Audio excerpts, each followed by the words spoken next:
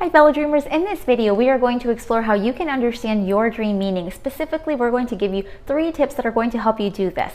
Thanks for joining everybody. My name is Carolina. As you know, I focus on doing children's books like these right here that promote love, unity, and peace, and I also help my followers interpret their dreams. We do this because when we listen to our dreams, we're connecting to our subconscious, and when we share them, we connect with one another on a more profound level. So let's get started with the topic of today, understanding our dream meaning. Before we get into our 3 main points, let's explore why is it important to remember our dreams. Oftentimes I hear people say, what is the importance of it if I forget them anyway? They must not be that important. Let's remember that if you don't remember your dreams, it's probably just because you haven't been giving them enough attention. It's just like with anything else. If you're learning a new language, if you're learning a new skill, if you don't practice it, guess what? It's going to leave, right? You're going to have to practice to get it back. So that may be a reason why you're not remembering your dreams. But remember, dream state is here to guide us. What it's saying essentially is it's presenting us with what is going on at the deepest level of us. Whenever we're in waking state, we're interacting with people, we're in various situations, and when we're engaging with people, we are essentially connecting with their energies and their emotions. So all of our deepest desires, our deepest worries, our biggest concerns and fears are going to show up in dream state in a very dramatic way, but they're here because they want to guide us. They're saying this is how we're operating right now. Now, us as the dreamer, if we can remember the dream, number 1, but then number 2, understand what the dream means to us, then what we can do is number 3, something so powerful, start creating the changes we want to see in waking state. So once we're able to do this, this is going to help us tremendously. One of the first points we can talk about here is that everybody has a different dream language. Let's explore what we mean by this, because oftentimes whenever you do have a dream, sometimes you may Google it and you may say, okay, Google will tell me what my dream means. But remember this, you have a very individual culture. You have your own individual experiences, your own family experiences, right? So you are an individual and you've gone through life in a very different way than anyone else. So your dream language is going to be different than everybody else's. Of course, we will have things in common. That is something that's normal. But either way, your dream language will be different.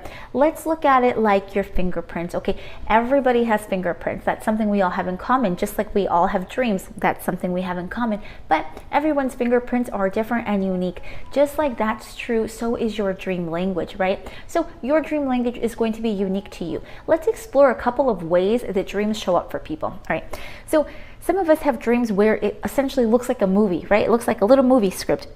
You've got your various scenes, you've got your characters, you've got a whole kind of storyline going with it, right? And it's like scene 1, scene 2, scene 3. So it can look very much like that, just like a story, just like a movie. That's how some people dream. Now, another way that people dream is in very vibrant colors. Some people have dreams in very vivid and very bright colors. Oftentimes these are those people that are very creative in waking state, those artists, those singers, etc.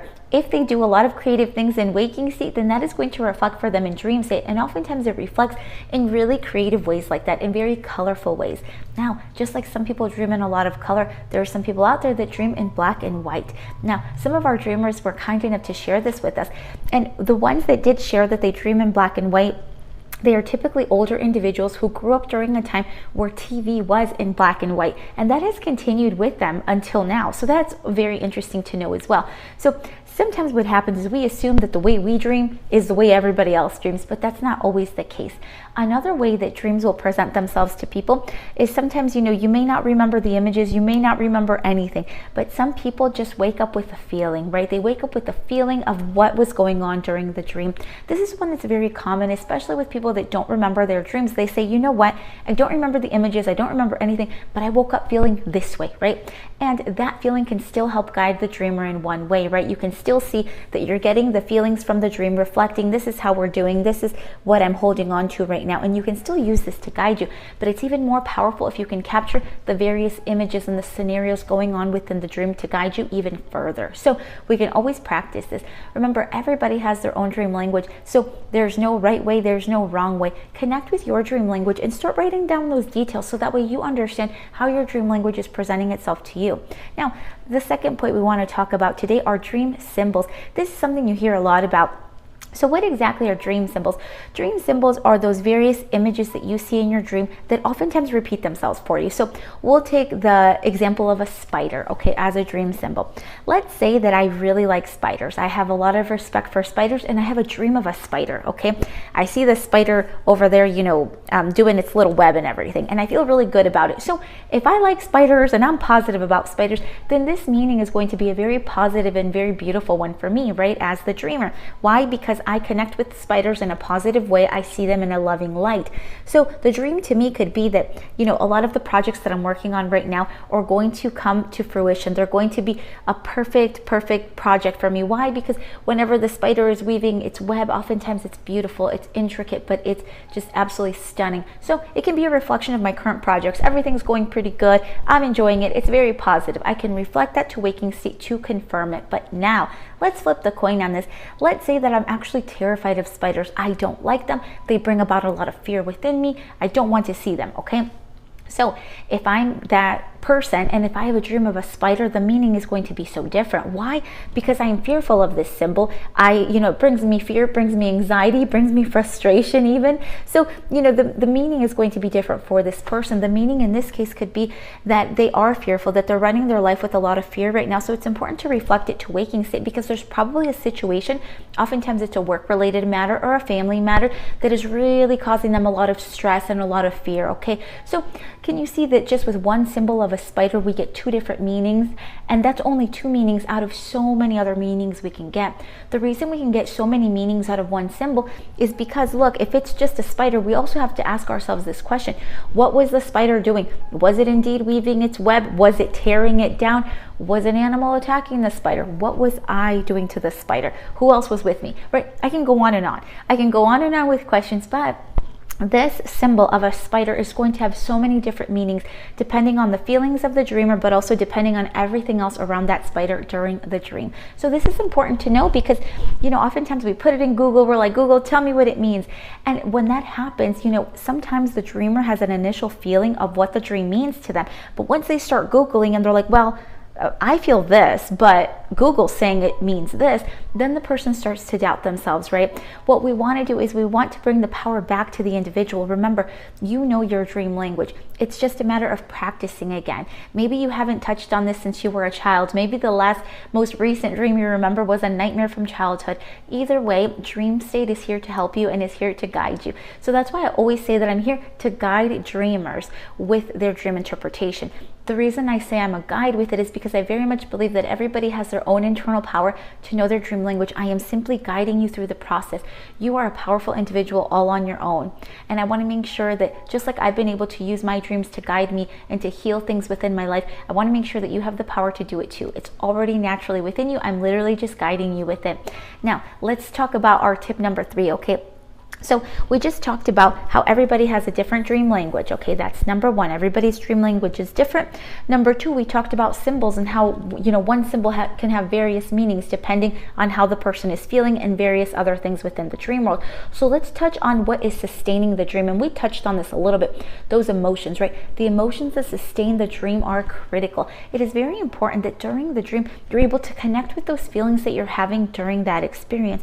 The reason for this is because the feelings are literally there to guide you. The feelings are literally what's holding up the dream. So here's the feeling. Let's say that tonight I had a dream that, made me a little bit nervous. Okay, I had a nervous dream. I was a little bit anxious. Okay, so that's essentially the feeling that is sustaining this dream. So now what we do, we look at the various images, the people, the scenario, everything else that happened on top of it, and we use that as further guidance, right? But bottom line, the most important thing here are your emotions within this dream.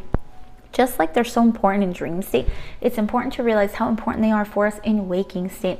Oftentimes it happens that, we have an initial gut feeling to do something or to not do something, but for whatever reason, we ignore it. We begin to doubt ourselves. So essentially what we're talking about here is realizing that your emotions do guide you. Your emotions literally are a guiding system in waking state and in dream state. And once we can really connect with this and understand how powerful we are as individuals, that's when the changes begin to happen. Because remember, if you're able to remember your dream, then understand what the dream means, and then connect it to waking state, you can see where dream state is saying, hey, look, this is where we need to provide more love. This is where we want to grow and make some changes. That is incredible. incredible power for the dreamer, because then you as the dreamer can decide, you know what, yes, I do want to create changes. Or I may say, you know what, I like that dream and I like what it's saying, so I think I want to give energy to that. Either way, it's up to you as the dreamer to decide what to do with it. And now the last thing we'll mention today is remembering that dream state shows you anything you want to see. For example, if you believe in past lives and are open to that, dream state will show you past, okay? It will show you all of those things in the past that you most need to see that will help you in this precise time. It will also show you those things of the present. These are those dreams that we get a lot of questions about, those dreams that are happening now. I look as I am now, I'm at my current job, etc. Those dreams of the present. Now, they will also show you dreams of the future. For example, if everything continues the way it's going to be, dream state is saying this is a possibility for you. Now, this is the power right here. You as the dreamer have the ability to give this energy and say, you know what, yeah, let's allow this to happen. Let's give energy to it. And then this will present itself for you.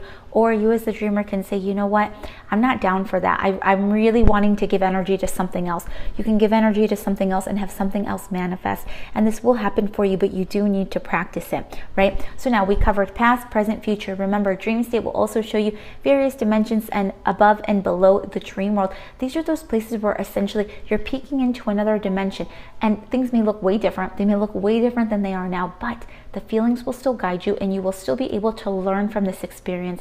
Just like these various dimensions, you may be able to connect with loved ones who have passed away in these areas. Why is that? Well, because in waking state, if a loved one was to present themselves who's passed away, we may be very fearful and we may shut them down. But in dream state, the ego is asleep and essentially we are open to receiving more information. So it's very common that they connect with us in dream state. So dream state offers us so much, and us as the dreamer, really the power is in our hands. Remember, if you can't remember your dreams, it's probably just because you haven't practiced it enough. But remember, I have a whole video on how you can remember your dreams so you can use this guidance and understand your dream language. But I hope this was helpful. Please let us know down below what kind of dreams you have. If you dream a lot in color, if you dream a lot in black and white, if yours is like a movie, let us know. Also, feel free to share some of those popular symbols that come up frequently in your dreams and we can explore those together. And remember, if you have a question about a specific dream, make sure to include the details, but also include the feelings during the dream because that guides the interpretation. But guys, I send you a huge hug. I send you love, unity, and peace, and I will be in contact. Bye, everybody. Thank you for your support and love, fellow dreamers. To continue to support us, you can go to our website and purchase our wonderful Lupita books. They're in English and in Spanish with highlights. Also, if you're interested in our wonderful and fun artwork, you can purchase that here directly from me, or you can go to our wonderful Redbubble store. We have our artwork there on stickers, cups, all sorts of fun things.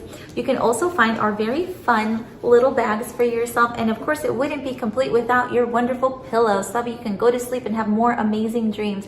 But I want to thank you, dreamers. Because of you, we continue to do these wonderful videos and we continue to grow our loving community. Thank you so much, and I will see you soon.